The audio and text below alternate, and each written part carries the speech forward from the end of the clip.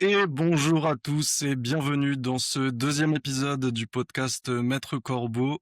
On est en deuxième semaine, les Ravens sont à une victoire et une défaite et on aimerait commencer cet épisode par des remerciements. Vous remercier pour l'accueil que vous nous avez réservé pour ce premier épisode, ce Merci. retour du podcast. Je pense aux différents comptes communautaires NFL sur Twitter. Je pense aux différents podcasts, le Foot US de A à Z, qu'on salue, The Playoff FR, qui nous ont fait un petit clin d'œil dans leur épisode. Merci beaucoup les gars, et n'hésitez pas à aller voir ce qu'ils font. C'est du super contenu sur la NFL en France, enfin francophone en fait. Donc n'hésitez pas à aller voir ce qu'ils font. Ah, ça vaut vraiment le coup. Et, ouais, et on a même eu des salutations des Steelers. C'est à saluer. Ça compte double. Exactement. Exactement. Et donc pour m'accompagner aujourd'hui, vos maîtres corbeaux habituels, Pierre, Ben et Clément. Comment allez-vous, messieurs? Ça Bah, va très nickel, bien, nickel. ça va Quel mieux, genre de semaine. ça va mieux. Ça va mieux que l'épisode 1. C'est vrai qu'une victoire, ça permet de passer une meilleure semaine. On commence tout de suite par le débrief du match contre les Browns. Une victoire 41-17 à Baltimore, c'était. On a vécu une première mi-temps un peu compliquée où on a peiné à trouver des solutions. Mais au retour des vestiaires, on peut dire que la machine était lancée, hein. Un total de 242 yards en attaque, 4 touchdowns, aucune interception, une fiche assez propre. Et puis une fiche défensive aussi assez propre. On autorise 322 yards aux Browns, une interception, un fumble retourné, et on oblige les Browns à punt 6 fois. Et messieurs, Lamar Jackson devient depuis cette semaine le quarterback le mieux noté de l'histoire de la NFL, avec un passeur rating de 102.6 en carrière, sur l'ensemble de sa carrière. Il passe devant Aaron Rodgers. Not bad for a running back. C'est exactement ce que j'allais dire, Pierre. Pas mal pour un running back, non? Est-ce que tu as un avis sur le match? Bah, sur le match plutôt, oui, oui, oui, un avis. J'ai commencé le match un petit peu crispé, on va dire, quand j'ai vu la défense des Browns bien outillée sur toute la première mi-temps, on va dire, sur les deux premiers quarts-temps. Après, j'ai vu que ça s'est déroulé, on s'est adapté. Je pense que la causerie à la mi-temps a dû aussi inspirer pas mal. Et finalement, au bout du compte, en fait, c'est un match qui est un peu bizarre parce qu'on a l'impression d'avoir beaucoup été crispé, beaucoup et sur la retenue. Et finalement, le score final c'est un score fleuve, on leur a mis une volée. En plus, pour les 30 ans, pour célébrer les 30 ans de la franchise, contre l'ex-franchise, entre guillemets, franchement, c'était ce qu'il fallait, je pense. Je suis assez d'accord avec toi, hein. C'est un match un peu bizarre parce que le tableau des scores est hyper élevé et en même temps c'était crispé quoi, c'était crispé. Clément? Bah, écoute, ouais, j'ai eu un peu le même ressenti que Pierre. Ce que j'ai beaucoup apprécié, d'ailleurs on en a parlé un peu juste avant, en off, j'ai beaucoup apprécié le fait que ce soit un match avec lequel on n'a quasiment pas utilisé la course, et le fait qu'on ressorte avec un score pareil, alors qu'on n'a pas utilisé la course. Et c'est là, tout à l'heure, où je vous disais, j'ai une stat intéressante. On finit avec 45 yards au sol au total. C'est le plus bas depuis que Lamar Jackson est QB titulaire chez nous, en dehors de ses blessures. Donc on fait un match avec notre taux de run le plus bas avec Lamar en titulaire, et on arrive quand même à mettre plus de 40 points. Donc je me dis que c'est quand même une très bonne chose. C'est quelque chose auquel on aurait pu ne pas s'attendre du tout il y a 2-3 ans, quoi. Est-ce que c'est pas aussi le pire match de Derrick Henry en carrière? J'ai pas vérifié, mais Et c'est une on en est pas possibilité loin, je aussi. pense. Avec un fumble en plus de ce peu de yards. Un match où il a fait 4 cartons, entiers sans blessure et avec aussi peu de yards, effectivement. Il a pas dû en avoir beaucoup dans sa carrière, le père Henry. Même si C'est on l'a clair. pas vu pendant une bonne partie du match, hein, j'ai l'impression que justement, après avoir été stoppé pas mal au début, Harbaugh a dû lui dire de rester un peu sur le bord et ils ont voulu faire autre chose. Ouais, je pense. Bah, Ouais, ils ont été intelligents, c'est-à-dire, ils ont fait comme Dax, ils se sont adaptés. Dax, la semaine dernière, il m'a donné la parole en premier. Je lui ai tué son script et ben, il est assis à son côté de John Harbaugh, tu vois? Il a su s'adapter et donc du coup, Ben au placard. il m'a fait parler en dernier et pour pouvoir avoir un truc plus performant. Et ben, les Ravens, ils ont fait pareil cette semaine. Ils ont adapté le game plan.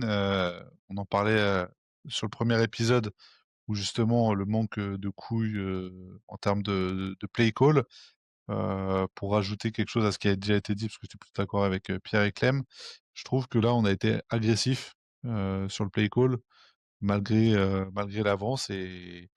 Et je pense que nos remarques qui avaient été partagées par, je pense, l'ensemble de la communauté NFL au global, même outre-Atlantique, fait qu'il y a une remise en cause du staff. Et moi, j'ai trouvé en tout cas le gameplay offensif beaucoup plus intéressant et beaucoup plus ouvert que ce qu'on a pu faire en semaine 1 où, bah, on va pas revenir sur les sujets qui fâchent. Mais voilà, en tout cas, une belle adaptation du coaching staff. Ça va être la semaine du repentisage cette semaine. Et je tenais Absolument. à m'excuser, le gros bruit, c'est des motos qui passent dans ma rue, pardon. J'ai même Pas pas de entendu. souci. On commence tout de suite, on rentre dans le vif du sujet. Les tops pour ce match, Pierre? Ouais. Alors moi, je vais faire un top. Pour ceux qui me connaissent déjà un petit peu dans la commu, ils savent que je suis une espèce de gros hipster, donc un top de hipster, ça sera parfait pour démarrer. Et pour moi, ça va être un de mes petits chouchous de la draft de l'année dernière. Il s'agit de Devontae Walker, qui ne fait que marquer. Hein. Peu de fois où il touche la balle, il marque. Là, on le retrouve avec 2 TD sur 2 passes, les 2 passes catchées dans le match, 2 TD. L'année dernière, première passe qui catch, premier TD. Donc là, pour l'instant, ses stats sont de 3 réceptions en carrière pour 3 TD. Et en fait, je trouve qu'il apporte vraiment quelque chose parce que on l'a vu un petit peu en comment dire, en special team, mais je pense qu'il apporte aussi un peu ce côté très longiligne qu'on n'avait pas forcément sur nos autres receveurs. Il est plus grand que Bateman et en fond de end zone, il a vraiment quelque chose à apporter Il à a, l'équipe. il Donc a pour surtout moi, une vitesse de zinzin, hein, 4,34 et au il a une 40 yards. vitesse de dingo. Il a une vitesse de dingo. Donc là, quand tu vois comment il décroche, je crois que c'est Delpit qui court après. Bah écoute, moi j'aime, c'est vraiment le top que je voulais mettre en avant. Et il y en a plein hein, sur ce match concrètement, mais ça me faisait un peu plaisir de le mettre en avant Ouais, sur ce match. 3 catchs en carrière, 3 touchdowns, je pense que c'est mérité. La stat est Euh, incroyable quand même. je vous ai préparé une petite question trivia, les gars. Est-ce que, selon vous, c'est déjà arrivé en NFL un joueur qui fait ses 3 premiers catchs, son 3 touchdowns?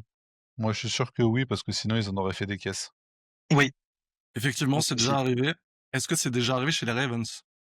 Si tu poses la question, c'est que oui. Déjà, un receveur qui met 3 TD dans l'histoire des Ravens, il n'y en a pas des masses. Ouais, voilà. Ouais. Va détrône-toi, Ben, c'est Hein. arrivé. Ou alors c'est quoi? C'est Torrey un tight end. Smith. Non, peut-être pas. Exactement, Torrey Smith, ses Oh 3 là là. premiers catchs sont Mais 3 non. touchdowns. Ok. Et c'est dans le même match, c'était Patriots. l'année, sa première année. Patriots.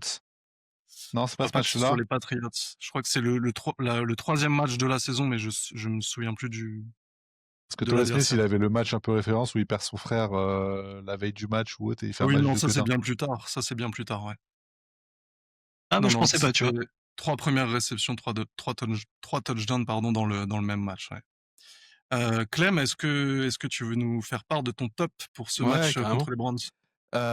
Moi, top, je vais parler aussi de. Enfin, je vais parler, j'ai dit aussi, mais finalement, on n'en a pas encore parlé de celui-là, c'est de Nate Wiggins.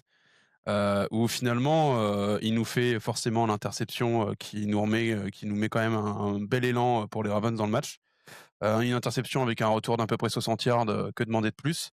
Et ce qui est vraiment intéressant aussi avec lui, c'est qu'en dehors de cette interception-là, je l'ai trouvé omniprésent sur l'entièreté du match finalement. Parce que finalement, on a, si je me trompe pas, il a fait un peu plus de 60 snaps.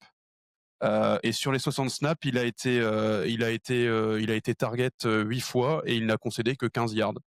Donc 8 targets, 60 snaps, 8 targets, 15 yards, une interception, 60 returns. Que demander de plus pour moi? Franchement, il a fait un match impeccable. Rien à redire dessus. Il a bossé ses fiches, Clem. Grave. Bah écoute, on essaye de faire les choses bien. Ce qu'on peut lui demander, c'est de faire la même chose face à une grosse offense. Mais ouais, carrément. Oui, bien sûr. Après, il y a toujours ça. Mais du coup, le top, un petit top tout petit qui vient un peu conjointement à ça. Je suis tellement content d'avoir vu Jerry Jeudy être aussi nul après le trash talk qu'il a sorti. c'était vraiment le point jubilatoire du match, c'était ça pour moi. La petite cerise sur le McDo. Exactement. C'est vrai. Ben, je te sors des vestiaires, c'est bon, je te sors du banc. Quel est ton top? Ah, on continue le chemin de pénitence après avoir agréablement été surpris par Arbo et le play calling qu'on a pu voir. Il faut rendre à César ce qui appartient à César et féliciter tant qu'on peut Roquan Smith. Autant sur la week 1, il paraissait pas tôt possible et je me suis permis de vanner son physique, chose que je ne fais habituellement pas, et m'a apporté la meilleure des réponses. Je soupçonne d'ailleurs qu'il regarde ce podcast. Je pense qu'il fait partie des abonnés. Je vais le MP ce soir, je pense, pour savoir si c'est vrai. Et je pense qu'on l'a un peu vexé parce que là, j'ai pas reconnu le joueur. D'une semaine à l'autre, on est passé de Kelemi Correa à Patrick Willis. Pas compris le cheminement des 2 semaines, où il a trouvé l'adresse de la pharmacie, je sais pas, mais en tout cas, il a bombardé physiquement. Bon, il y a son retour sur fumble le mec va à une vitesse folle pour son gabarit, c'est assez impressionnant, mais au-delà de ça, au-delà du fumble qui est l'action qu'on retient de son match, j'ai trouvé hyper incisif. Je parlais la semaine dernière justement de tous ces contacts inutiles où je le voyais pas lui mettre des vrais contacts seul à stopper la course. Là, sur ce match-là, on a été servi. Le mec finit à 15 tacles. Sur les 15 tacles, je crois qu'il y en a 7 ou 8 solos. Heu, Là, très clairement, en lecture de jeu, en angle de course, et cetera, j'ai retrouvé le Roquan Smith des Bears qu'on a été chercher, en trade et dominateur, le vrai loup alpha de la défense, et j'ai vu un truc là, cette semaine sur Twitter, et j'ai dit: «C'est pas con». Heu, Son compatriote, en termes de linebacker, ça a été 80 du match Buchanan, le rookie. Mmh. Mmh.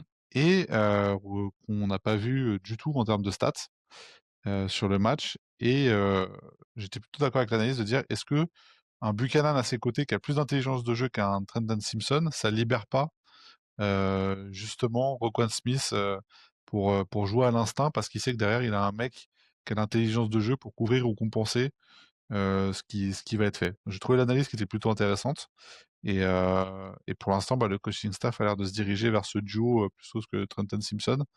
Heu, donc voilà, Roquan Smith, chapeau l'artiste, et j'espère que tu vas continuer face aux Lions et surtout Kansas City. Parce que casser la gueule à Kansas City, c'est quand même le big prize, du début de saison. Ah bah, ça ferait bien plaisir. Et fais gaffe Ouais. avec ce genre de propos, Ben, tu vas ouvrir le débat Patrick Quinn, hein. Ouais.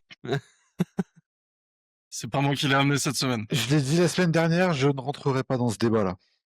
À cette J'ai arrêté différence cette que, semaine. à mon avis, Buchanan a beaucoup plus de football IQ que Patrick Quinn.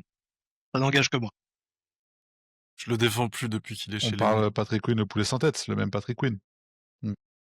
Lui-même. En en tout cas, ouais, Roquan Smith est pas loin de signer son meilleur match en carrière, je pense, hein. Il est, AFC Player of the Week. Non, Ben, tu pas d'accord? Non, quand il était aux Bears, moi je me souviens d'un des matchs des Bears contre les Ravens. J'ai l'impression que c'était des triplés sur le terrain. Je crois qu'il finit à 15, à 20 tacles ou un truc comme ça. C'est période Bears, il était vraiment, vraiment impressionnant. Mais Ah, il était injouable. je crois qu'il finit, depuis le début de sa carrière, il a fini une fois ou deux meilleur tacleur de la ligue, hein, si je dis pas de conneries. Au moins une fois. Alors je suis pas Clem, donc stat à vérifier parce que côté marseillais en moi, mais il me semble. Bon, en tout cas, peut-être son meilleur match en carrière chez les Ravens. Il en est pas loin, Probablement. je Là, pense. je prends. Ouais, je pense, ouais. Mon top à moi, je vais en parler chaque semaine tant qu'il nous fera des touchdowns, mais DeAndre Hopkins, les gars. 2 catchs incroyables, sur des missiles de Lamar Jackson qui réceptionne en sautant, en tombant, en se contorsionnant pour catch la balle. Le Et premier, peut-être avec il des est petites DPI pas sifflées, aussi. accessoirement. Le premier, il est pas loin du touchdown, il est juste devant la end zone. Franchement, il est Le pas payé. deuxième, Le premier, il est vraiment pas le payé. premier n'est pas payé, c'est vrai. Il y a une demi-fesse. Le deuxième est validé. Donc moi, DeAndre Hopkins, tant qu'il nous fera 2 ou 3 moments clutch comme ça dans un match, c'est bon pour moi. J'en attends pas 800 yards sur la saison, DeAndre, j'attends exactement ça. Des passes et des réceptions clutch au moment où on en a besoin. Moi, ce qui me C'est pour ça qu'il est là. ce qui me rassure encore plus, c'est que, là, sur ces 2 réceptions et si on prend en plus celle de la semaine dernière, c'est qu'à chaque fois, il est hyper bien défendu. On sait que l'âge avançant, il va faire de moins en moins de différence par sa vitesse. Il peut le faire encore par des tracés, mais on voit qu'on le cherche principalement sur du tracé long et je trouve ça hyper rassurant que dès le début de saison, il y a cette alchimie avec Lamar, parce que Lamar, il la place exactement là où il faut à chaque fois et que malgré des mecs qui soient tout autour de lui, clairement, il a un bras à gauche, un bras à droite, une main dans le casque, tout ce que tu veux et qu'il arrive à faire la différence avec ses mains de pas être humain, je sais pas quel est son symbiome à cet homme-là, mais pas être humain et il arrive à faire la différence, sur les contested catch et Lamar a enfin un gars dans sa room de receveurs qui est capable de gagner des duels des fameux 50-50, alors là, pour l'instant, c'est pas des duels aériens, c'est plutôt des duels de placement, mais en tout cas, Hopkins apporte ce truc qu'aucun receveur, hors tight end, je parle, a pu apporter, à Lamar depuis le début de sa carrière. Ouais, Et c'est tu veux marrant dire que tu que parles Sammy de Watkins, il était pas aussi bon que ça? Il a joué chez nous, lui?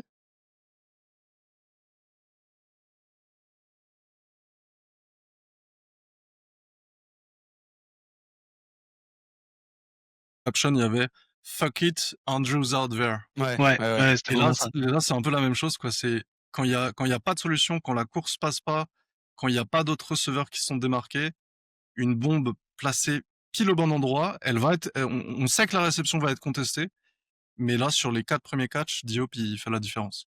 Ah, puis en À plus, l'inverse, c'est que là, elles sont vraiment bien placées. À l'époque où Andrews, c'était vraiment Lamar, il courait, il la balançait les yeux fermés, hein. C'était C'est vrai, vraiment, Inch'Allah. c'est vrai, c'est vrai. après Diop, il a fait ça toute sa carrière et là, je regardais il y a quelques vidéos de réaction, entre autres, de fans de Kansas City Mmh. et genre, tu sentais que les gars, ils disaient: «Putain, mais on l'a tellement pas utilisé comme il fallait».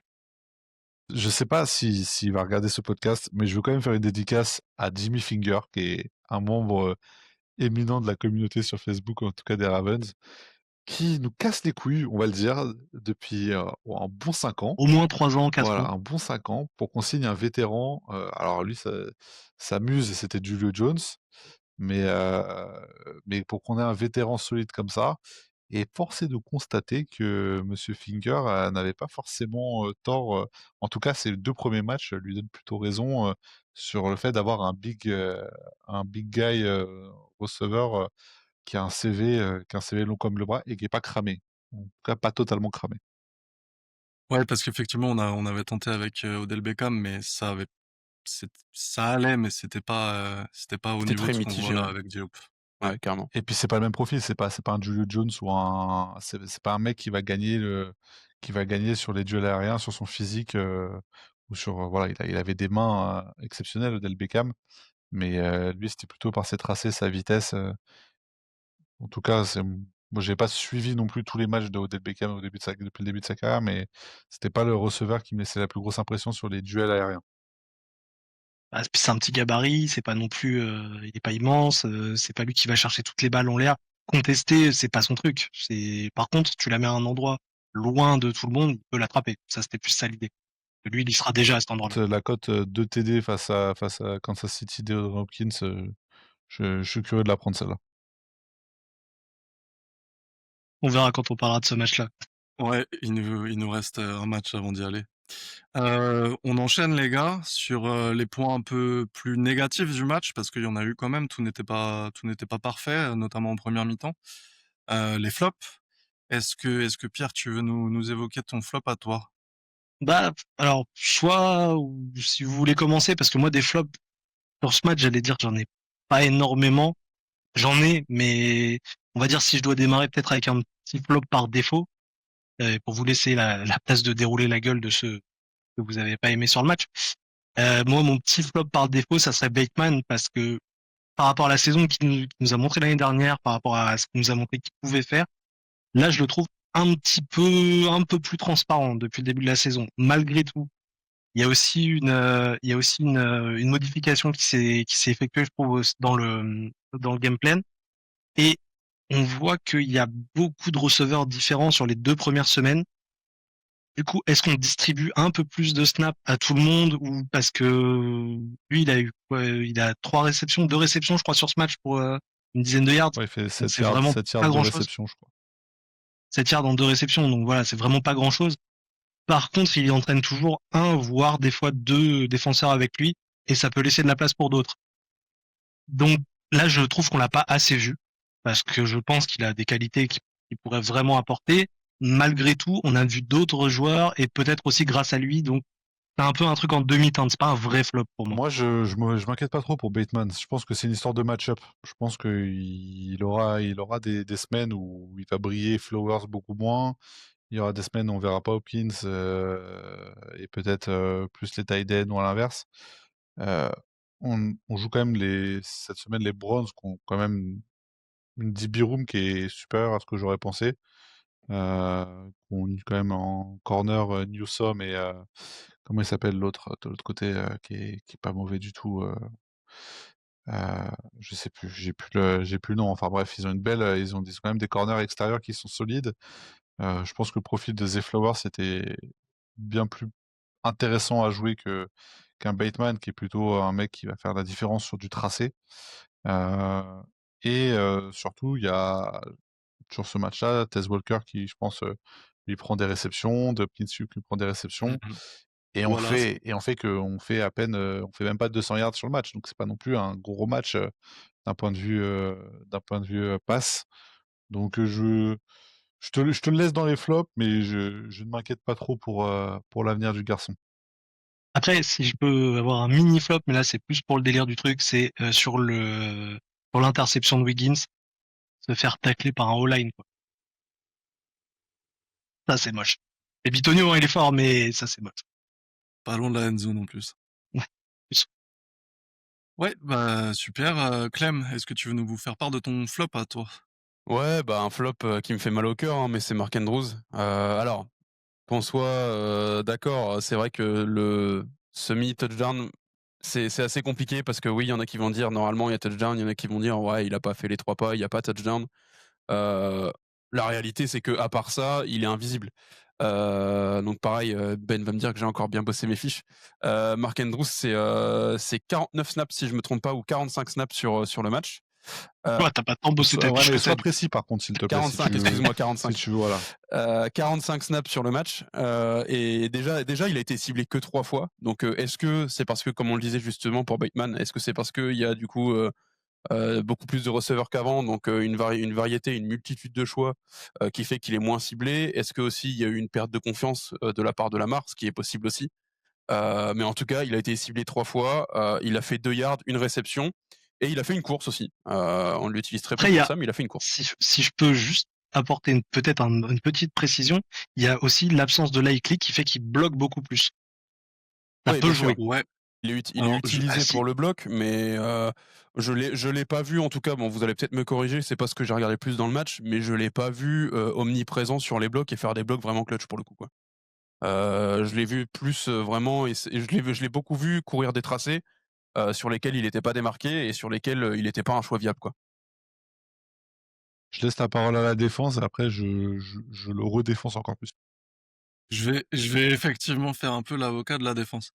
Euh, Moi, j'étais à la sortie du match, j'étais un peu comme toi, Clem, parce qu'en fait, il y a un moment dans le match où je me disais, mais putain, il est où Andrews? Et du coup, tout le début du troisième quart-temps, je me suis un peu focalisé sur Andrews et je le regardais prendre les snaps.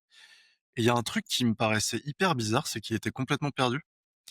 Il démarrait les snaps une seconde après que Lamar ait snappé la balle. Il regardait pas, il partait dans le mauvais sens, il faisait un petit bloc pour faire histoire de dire je fais un bloc. Et je me suis dit c'est quand même bizarre. Andrews qu'on connaît maintenant, qui a eu des belles années avec nous, qui a encore je pense une belle carrière à venir, une belle fin de carrière en tout cas à venir. C'est bizarre qu'il soit autant largué sur le terrain.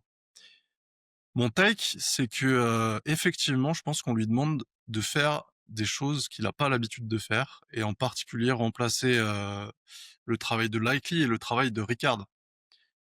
Parce qu'on l'oublie, mais à mon avis, dans le game plan, dans les schémas de jeu, il prend un peu le remplacement de Ricard. Le boulot de Ricard, ouais, tu penses? OK. Oui, parce que Ricard, il est quand même souvent aligné sur le côté aussi, et en tant que tight end, en tant que genre tight end surnuméraire.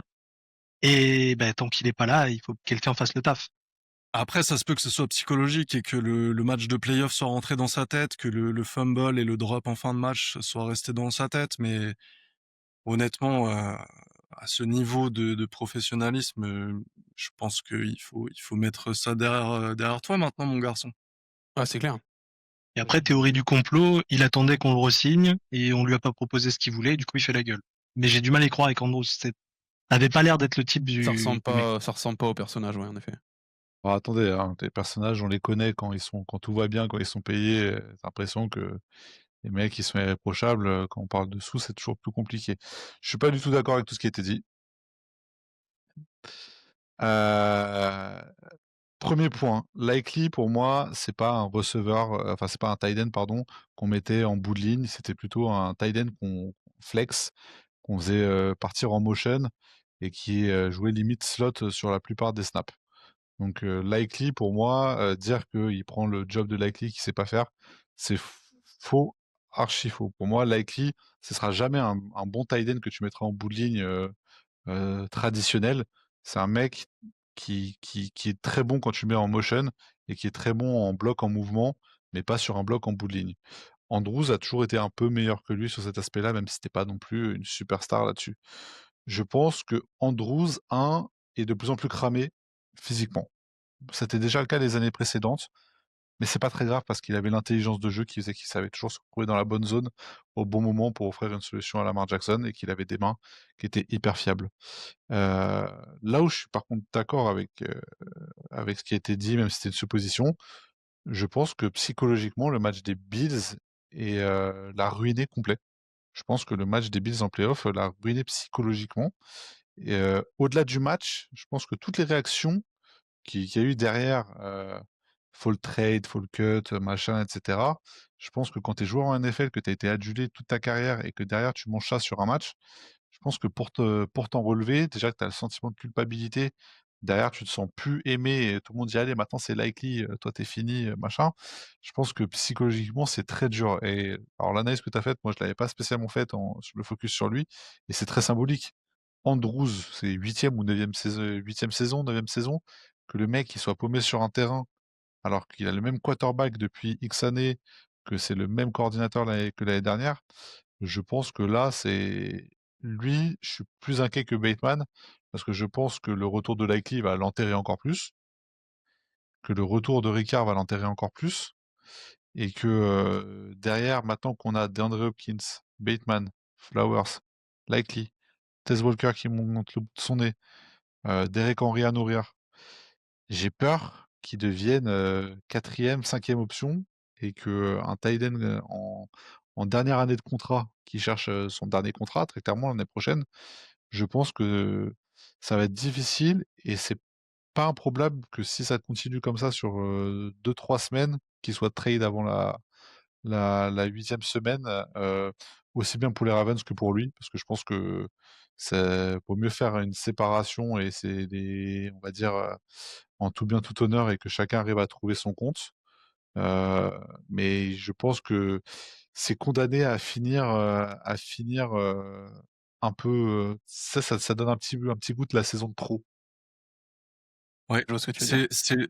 c'est cher payé parce que Andrews, il était là dans les années, difficiles de Lamar, c'était tout le temps la couverture de sécurité, la fiabilité, c'est triste, mais effectivement, moi, j'étais en train de me dire, on assiste sans doute à la dernière saison d'Andrews, chez les Ravens.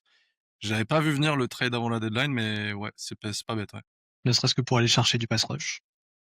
Alors après, je pense qu'on va le trade contre des queues de cerises, hein. S'il dépasse pas les 100 yards là, dans les 3-4 semaines, il y a personne, un mec de 30 piges, quel contrat qu'il a, il y a personne qui va les mettre un super joueur en compensation ou un 3e tour, hein. Je pense si on récupère un 5e tour déjà, ça sera pas beaucoup Ouais, plus. mais on sait que DeCosta aime bien les queues de cerises, donc je me fais pas trop de soucis de ce côté-là. On va clore le dossier Andrews, messieurs. Je sais plus où j'en étais. J'en étais au flop de Clément, c'est ça? Ouais, bah, c'était Ah, Andrews. oui, c'était Andrews, c'était toi, Ouais, Andrews. moi, Bah, c'est bon. continue Allez, sur ton flop à toi. je vais faire vite, mais c'est un flop, on va dire la O-line continue à pas me rassurer. Alors, pass rush, très, très costaud, run défense très costaud en face, la D-line des Browns, je pense que c'est un peu ce qui se fait de mieux en NFL. Je crois que sur les 2 premières semaines, c'est ceux qui concèdent le moins de yards en NFL sur les 2 phases Course. de jeu. Donc voilà, c'était pas n'importe qui, il y avait des clients en face. Mais voilà, Faalele, Rosengarten sur le côté droit, je suis toujours hyper inquiet. Henry, voilà, il fait un pauvre match, mais en même temps, il prend les premiers contacts, quand c'est sur la ligne de scrimmage déjà, c'est bien. En général, il les prend derrière, hein. Voilà, Mmh.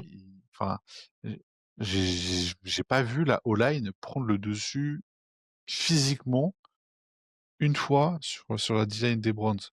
Alors je rappelle, hein, si on veut aller au Super Bowl, encore une fois, il y a quelqu'un en commentaire qui a dit qu'on était vachement dur sur le premier match et cetera. Ouais, j'ai eu.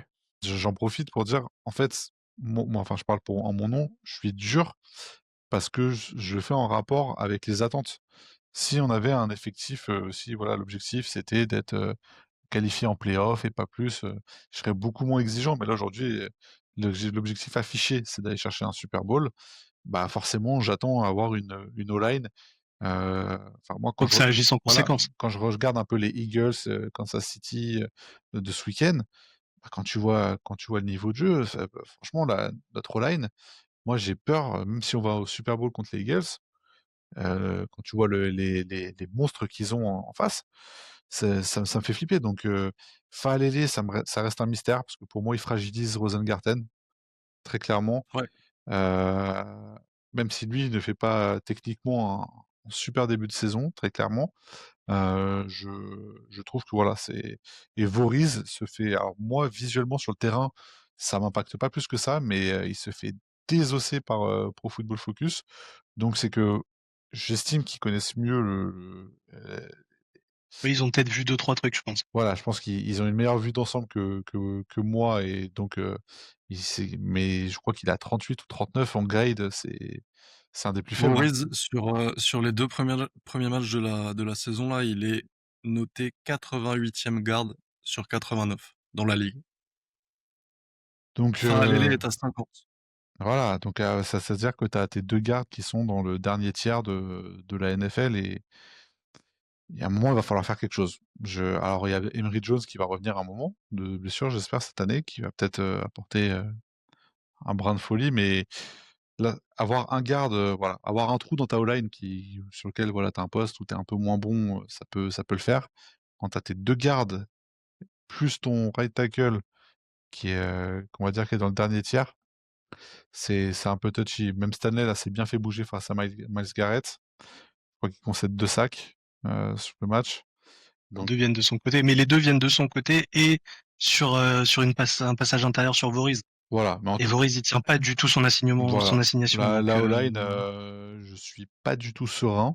J'attends de voir la suite, mais pour moi, sur ce match-là, quand tu fais que 30 yards à la course, c'est qu'il y a quand même un souci dans les squads. Ouais, tu parlais de la trade deadline tout à l'heure, moi ça m'étonnerait pas qu'on aille chercher un petit garde, Ouais, mais je pense que c'est difficile de trouver des O-line, sur, le marché. Autant, tu vois, les DB, les machins, tu as toujours, des équipes qui ont un peu de surplus. Autant sur la O-line, c'est des postes qui sont quand même en flux tendu. Le marché de la O-line est un marché tendu, donc il y a plus de demandes que d'offres, donc forcément, je vois pas, à part vraiment des très gros cylindrés, mais qui auraient aucun intérêt de nous renforcer, je vois pas des équipes, même pas aller chercher Nelson, les Colts sont bons cette année. oh attends, ils sont bons, attends, 2 semaines, hein. Indiana Jones. Les Colts, avec, Daniel Jones, c'est comment ça va se passer, hein, ça va vite s'effondrer, mais en plus, je En vrai, je possède suis un même pas sûr. Je suis pas sûr. mais ouais, je pense qu'il va falloir trouver une solution très rapide, le retour de Ben Cleveland, je sais pas, Ray Jones, hein, mais Ouais, Maury Jones, ça pourrait, hein. est-ce qu'on le voit comme une solution fiable dès son année rookie?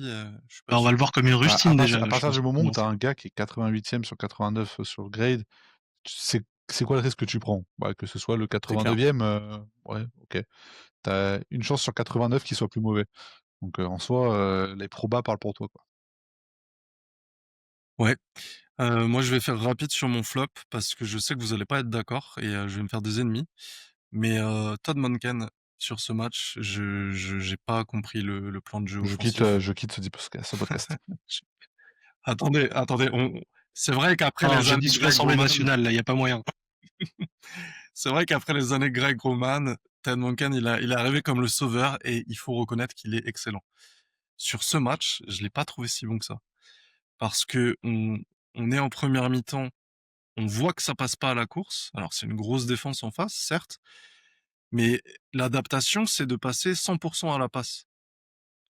Et qu'est-ce qui se passe si ça passe pas à la passe? Parce que là, en fait, on met 41 points parce que on brille sur des individualités.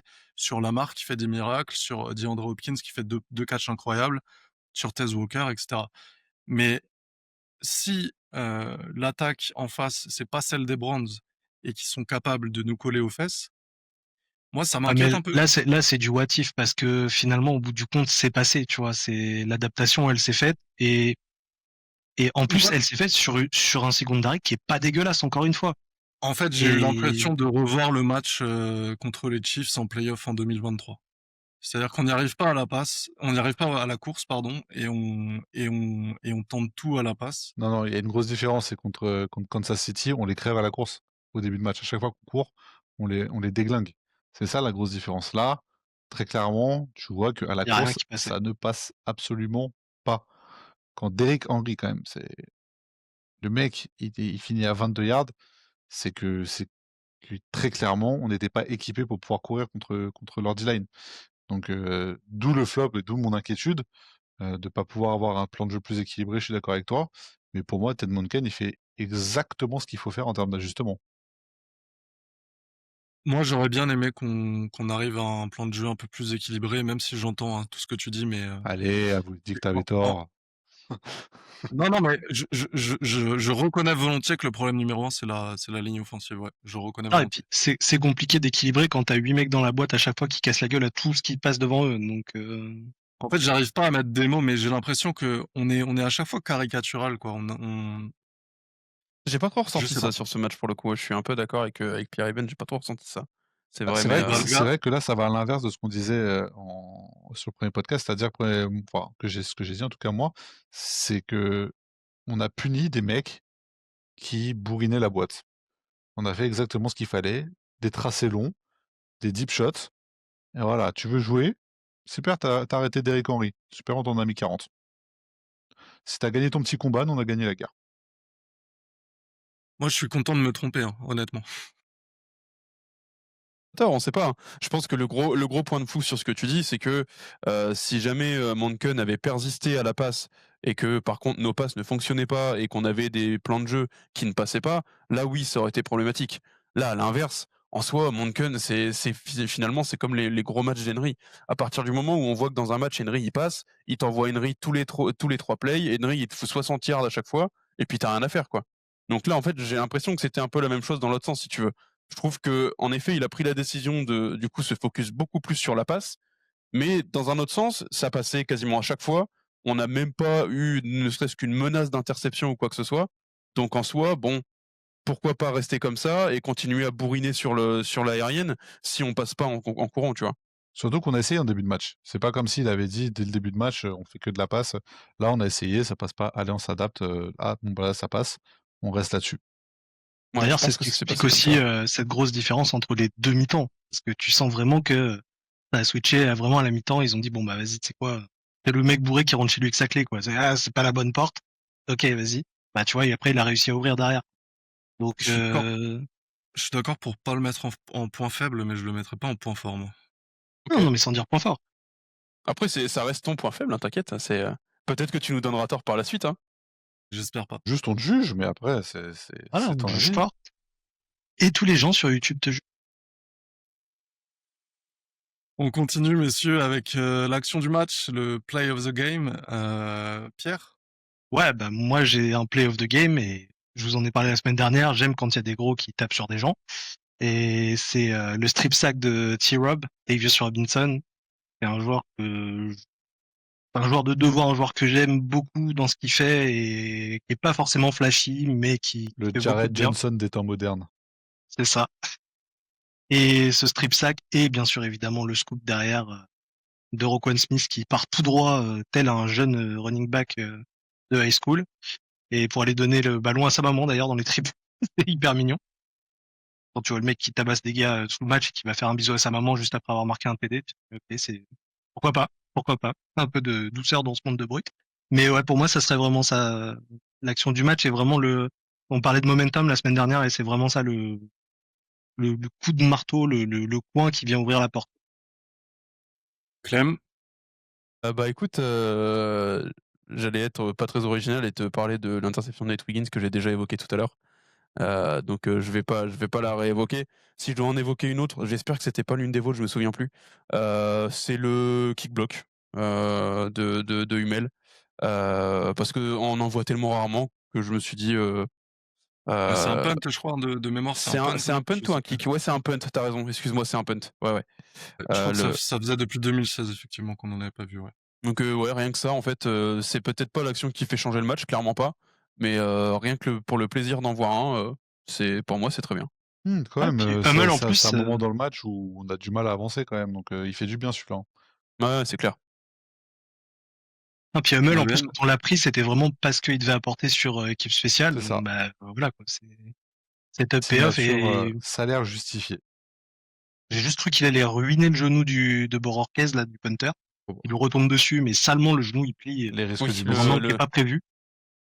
le genou, ouais. J'ai vu aussi les images, j'ai eu un peu peur. Ouais, quand Mais tu je revois mais sous je l'angle crois externe, tu qu'il te dis, il est un peu pété quand même, hein, pour le coup. ouais, bah, on le voit sortir, il tire la patte. Il est parti dans la tente bleue, hein, je crois. Ouais. Bon, moi, au choix, Hopkins 1 ou Hopkins 2. Réception 1, réception 2. Ça vaut pas celle de la semaine dernière, mais on est encore sur du très haut niveau en termes de qualité de réception et d'action. Donc voilà, franchement, Hopkins, régalez-vous sur les ralentis parce que c'est du receveur comme on n'en fait plus. ouais, mais je vais pas être très original non plus parce qu'on en a beaucoup parlé, mais ouais, pareil que toi, le Tez Walker 1 ou Tez Walker 2, ou l'interception de Wiggins aussi éventuellement. On a déjà parlé de tout ça. Messieurs, je vous propose qu'on passe à la preview du match contre les Lions, qui sera dans la nuit de lundi à mardi contre les Lions, oui, j'ai déjà dit, et ce sera à Baltimore, au MT Bank Stadium. On joue en noir. On joue en noir, le maillot préféré de Pierre, le mien aussi d'ailleurs. Ça nous réussit bien cette tenue générale. En général, ouais. D'ailleurs, je crois avoir vu une stat, John Harbaugh, je crois qu'il est à 20, non, c'est pas possible. Si, peut-être 23 en Monday Night Football, en termes de victoire-défaite. 23-1. Non, pardon, Non, 20 à 3, il a dit. victoires et Ah, 20 à 3, 3 pardon. défaites. J'avais Ouais. entendu C'est 23-1. con que les playoffs, ça se joue pas le lundi. Hein. Ouais, c'est à vérifier, mais en tout cas, c'est un ratio qui ressemble à celui-ci, quoi. Bon, les Lions, ils sortent d'une grosse performance là contre les Bears. Ils leur ont mis 511 yards, 52 points. Je me souviens même plus du nombre de touchdowns, mais ça doit être 5 ou 6. Je crois que c'est 5 à Jared la Goff en base. feu. Pierre, qu'est-ce qu'on attend de ce match? Qu'est-ce qu'on attend de la part de nos Ravens? Et qu'est-ce qu'on a à craindre des Lions? Bah, on va attendre une confirmation, je pense. Confirmation de l'embellie entre la première et la deuxième semaine. Là, à savoir que comme je dis, c'était un match en prime time et en général, ça nous réussit plutôt bien. Donc, on va espérer que devant le monde entier, Lamar et ses copains mettent la barre très haut. Donc, la dernière fois qu'on a joué contre les Lions en prime time, ça s'était plutôt bien passé de mémoire. J'ai plus exactement le score, mais je crois qu'on leur a mis une vraie volée. En prime time? Il me semble Je que sais c'était en plus pour prime le coup. time la dernière fois en 2023, il me semble que c'était prime time aussi qu'on avait joué contre eux et qu'on leur La avait mis dernière une fois grosse qu'on joue volée. contre eux, c'est pas quand Tucker il met le kick de 66 Ouais, yards. c'est ce que là j'allais dire, ouais. C'est pas le record de Tucker, Non. ouais. Ouais, Non, non, entre-temps, non, 2023, effectivement, il y avait eu un match où on avait explosé les Lions, c'est ça, mais à il 10 il me points, je semblait crois que même c'était, pas, ou même il me 10 semblait points. que c'était en après-midi. Je crois que c'était Ah, la j'ai semaine l'impression que juste c'était un après prime celle de time. Londres. Mmh. Peu importe, mais vas-y, Cela dit, continue. mais par contre, ça va être une équipe où c'est une équipe qui est bizarre en fait enfin, c'est une équipe qui est bonne dans l'ensemble, qui est un bon collectif, qui a des individualités par contre qui peuvent vraiment sortir du lot, peuvent vraiment nous faire du mal. Et voilà, comme sur le match précédent, on va dire, je vais surtout surveiller leur D-line parce que il y en a un qui a envie de manger du Lamar. Moi, c'est surtout ça qui va me garder l'esprit dessus. T'avais déjà cité Myles Garrett la semaine dernière. Cette fois, c'est Hutchinson. Mais je comprends l'inquiétude, ouais. Clem, toi, t'as un avis Ouais, sur ce duel? c'est un peu la même inquiétude, j'ai envie de te dire, hein. Ça va un peu dans le discours de Ben tout à l'heure où il est un peu inquiet par rapport à l'OL, par rapport à nos guards. Bah, du coup, dans le même temps, j'ai un peu cette même inquiétude, de se dire: «Est-ce qu'on va réussir à tenir contre une équipe qui est quand même, je trouve plus solide ou au moins autant solide que les Browns, quoi».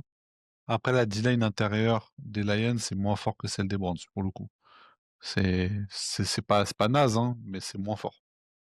Ouais, j'avais vu des belles choses quand même là sur les différents plays que j'avais vus. Alors oui, c'est peut-être pas aussi élevé, mais voilà, après, tout dépend de, qui on va faire jouer, en O-line, ça c'est clair et bien sûr, ça va être toujours le même problème des guards. Ça va être surtout mon inquiétude finalement. C'est, est-ce que nos guards vont être à la hauteur cette fois? Bah, c'est un peu ce que disait Ben tout à l'heure, quoi. Ouais, bah, à toi, Ben. Moi, pour le coup, les Lions, pour moi, c'est une équipe qui est assez semblable aux Ravens, c'est-à-dire un peu capable de flash, capable de rouler sur un adversaire, et parfois capable de se trouver aussi complètement sur un match. Donc c'est un match-up qui est assez intéressant. On n'a pas les mêmes forces, mais on a des forces équivalentes. Ils ont un corps de receveur qui est très fort. Ils ont un running game qui est très fort aussi. Le Joe Montgomery Gibbs, c'est, je pense, un des meilleurs Joe, si ce n'est le meilleur Joe de running back de la ligue. Bon, nous, on a le roi Henry, donc ça vaut de running back, mais ça va être un match-up intéressant à suivre. Nous, on est très fort contre la course. Donc, si on arrive à annihiler leur course et les forcer à faire que de la passe, on n'est pas les Bears. Donc, Jared Goff, je suis pas sûr qu'il nous en mette autant que ce qu'il a pu mettre aux Bears. Mais en tout cas, ça va être un très bon test pour la défense. J'ai trouvé que ça avait évolué positivement entre les Bills et les Browns. En même temps, c'était pas la même adversité. Mais là, je pense que autant la semaine dernière, j'ai dit les Browns, ce sera pas un vrai baromètre pour savoir si on est bien ou pas. Là, pour le coup, les Lions, ça va être le vrai test du début de saison pour moi. Là, ça va être vraiment, ça passe ou ça casse. Cette défaite peut très clairement me blaser, me flinguer une partie de la saison. Parce que je pense que le combo là, Lions-Kansas City, ça va nous donner la température de la saison complète. Après, voilà, même si on gagne, si on va en playoff, moi maintenant c'est même plus ce que je regarde. Alors oui, peut-être un enfant pourri gâté, mais maintenant ces deux matchs-là, en plus des Bills, les Bills c'est week-end, donc on va dire qu'on le met un peu à part parce que c'est toujours un peu spécial la première semaine. Mais là, ces deux matchs-là, c'est des matchs qui sont clés pour moi dans ce que je vais projeter pour l'équipe. Et je suis curieux de voir comment ils vont réagir face à une grosse cylindrée à la maison en plus. Ouais, Après, j'ai peut-être une petite nuance par rapport à ce que tu disais aussi, mais si on arrête leur jeu au sol, faut pas oublier quand même que dans les airs, il y a Amon-Ra St. Brown et Jamison Williams. Ah, mais ils sont complets, Oui, ils ont une c'est ça, grosse Jamison O-line, Williams. ils ont un gros running game, offensivement, ils sont meilleurs, C'est une ils belle sont plus équipe. complets. Après, Jared Goff, c'est pas Lamar Jackson, c'est un très bon quarterback, mais Aussi. il n'a pas la magie de Lamar Jackson. Moi, je pense que si tu fermes la course complet et que tu forces à lancer, on a le secondary pour leur casser les couilles. Alors, Sam Brown, tu le mettras pas en dessous de 50 yards, hein. Mais par contre, tu as moyen de bien les faire chier si tu arrives à contenir la course. Et Jared Goff, je suis pas un expert NFC, mais je suis pas sûr que ce soit le QB le plus mobile de la NFL. Non. Heu, Il commence à sentir le poids de l'âge ouais, aussi, mais après hein. voilà, c'est pas Flacco non plus, mais je C'est un pense bon mais je joueur, mais pense qu'on peut envoyer un peu les chiens sur lui en termes de pass rush. Ouais, moi les Lions, c'est une équipe que j'adore vraiment, mais il y a une petite musique là depuis quelques saisons qui traîne avec les Lions, c'est un peu qu'ils sont en saison forts contre les faibles et faibles contre les forts. Ils mettent des raclées à des équipes de bas de tableau, milieu de tableau. Les gros matchs importants qu'ils vont chercher, soit c'est compliqué, soit ça n'arrive pas, quoi. Ça te rappelle pas Donc quelqu'un, ça? si. Mais là où je suis un peu à contre-courant de ce que vous dites, c'est que les Lions, c'est une équipe de Super Bowl, c'est un des contenders au Super Bowl et là, il faut les battre. Il y a pas le choix, faut les battre. C'est le test là, je suis d'accord avec toi Ben, on écarte la première semaine, il est là, c'est ce match contre les Lions. Et puis en Pour plus, pouvoir jouer les Lions, il faudra battre Kansas City d'abord en playoff dans nos divisions, hein. Ouais, Kansas City me fait moins peur que les Lions, mais on en cette reparlera la année, semaine ouais, prochaine. carrément.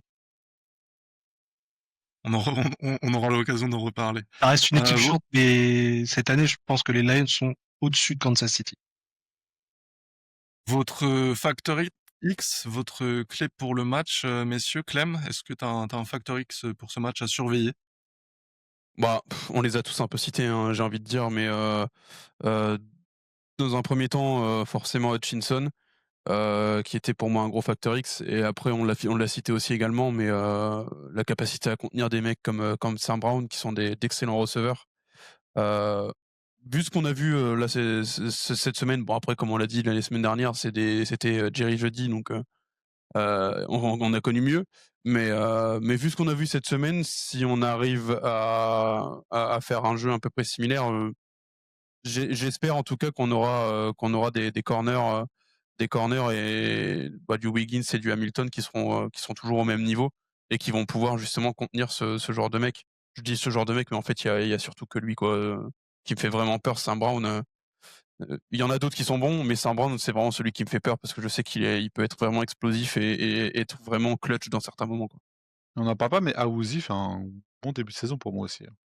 Pour moi, c'est je passe de Stephens à Awuzie, J'avais oublié C'est Stephens. pas la même, ouais. c'est le step up est costaud et on en a pas parlé, mais même les petits jeunes Martin et Tampa, ils font leur trou, ils sont pas ridicules. On a bench Alexander, ça veut dire qu'il y a quand même du monde, hein. Tu te permets ça, c'est qu'il y a du monde donc en termes de DB, on a de quoi répondre à l'armada des Lions.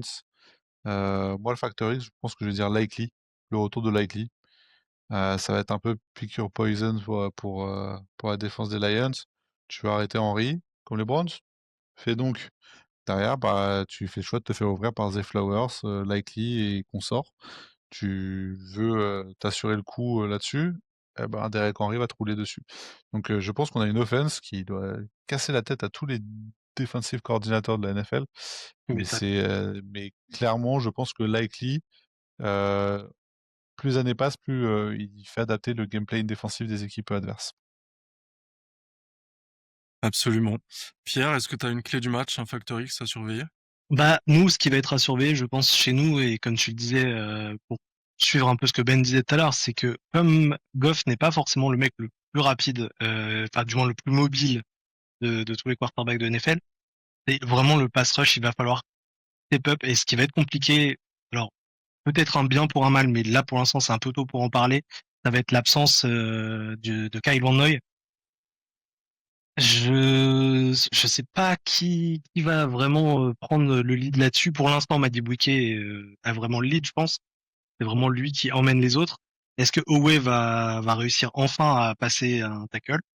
Ce serait une bonne chose. Oui, en soi, il envoie de la pression, il est pas éclaté, hein, sur le début de saison, hein.